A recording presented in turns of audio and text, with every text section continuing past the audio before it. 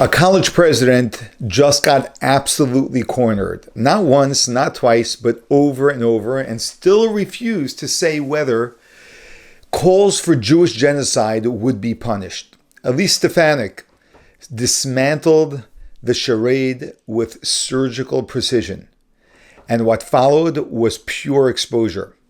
We want to see why anti-Semitism is exploding on campuses. You can start right here. Thank you, Mr. Chairman. Thank you. A question for each of you. Is calling for the genocide of Jews protected speech on your campus, starting with Haverford? No, of course not. And what disciplinary action has been taken or would be taken if someone made that call? Representative, there have been no such calls, and we would use all of our disciplinary actions to follow through on any such call. I would never expect that to happen at Haverford, and if it would, we would deal with that swiftly. Well, let me ask you a specific question then. There was a student group on Haverford's campus who called for the complete dismantling of the apartheid settler colonial state of Israel by all means necessary. What does by all means necessary mean to you? Invoking that kind of terminology is repugnant because of what it can mean, and I will not. So does that depend on the context? I will not defend that statement. So what disciplinary action was taken against that group or those individuals who made that call? Any disciplinary action? Was there any disciplinary action taken against that group or those individuals? Those kinds of statements are. I'm not asking you if they're repugnant. I'm asking about the disciplinary action.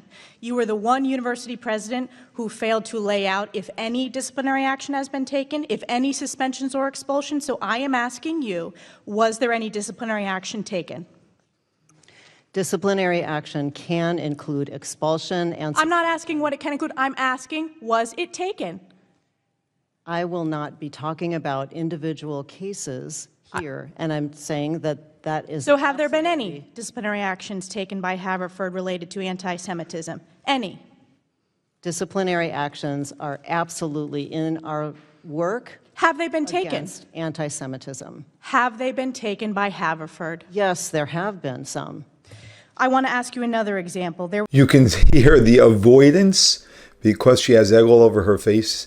They can't stand, they are so weak, these quote-unquote leaders, that they can't stand up to anything.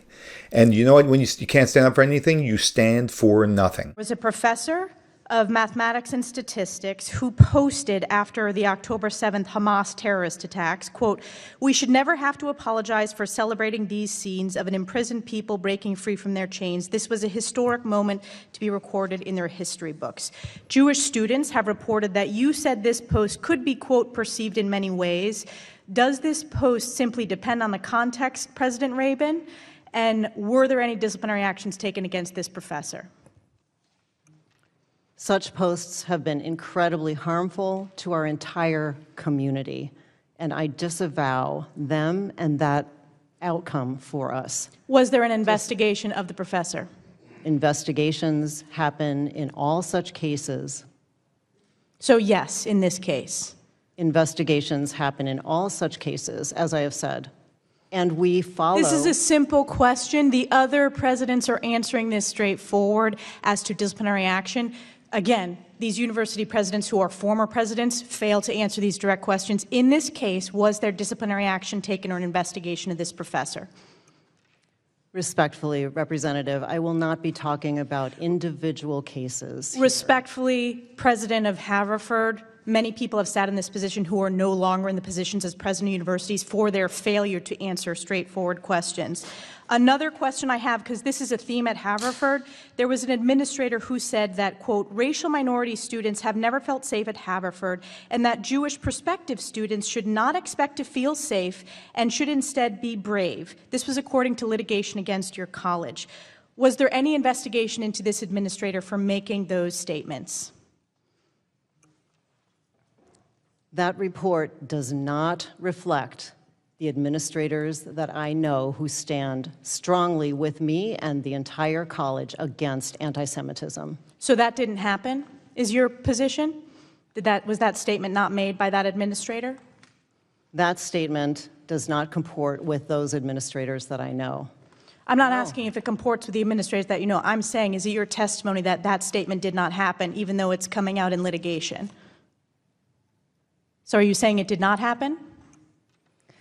What I am saying is that I cannot imagine that happening from those colleagues of mine. Well, let me ask you, if it did happen, what disciplinary action would Haverford take against that administrator? At Haverford, we do not tolerate discrimination or harassment or bias. And what does that mean, not tolerate? Does that mean suspension, firing of that individual? What does that mean? It means following all of our policies, which begin with investigation and then can lead to any of the aspects that you listed. For the American people watching, you still don't get it. Haverford still doesn't get it. It's a very different testimony than the other presidents who are here today, who are coming with specifics. So again, this is completely unacceptable, and it's why this committee has stepped in, because higher education has failed to address the scourge of anti-Semitism, putting Jewish students at risk at Haverford and other campuses across the country. I yield back. What a tragedy to see the president of a university, meant to be intelligent people, can't answer straightforward yes and no questions, hiding, can't face any bit of truth. This is what our higher education has turned into. It's frightening.